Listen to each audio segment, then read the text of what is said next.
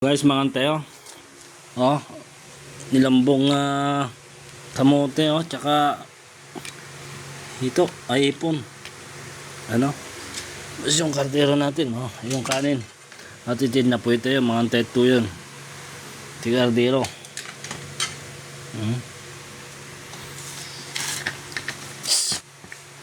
Yan, anteo. Kamote. Mas si kamote.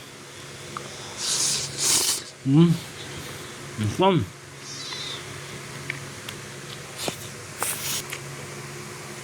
Yan. Ipon.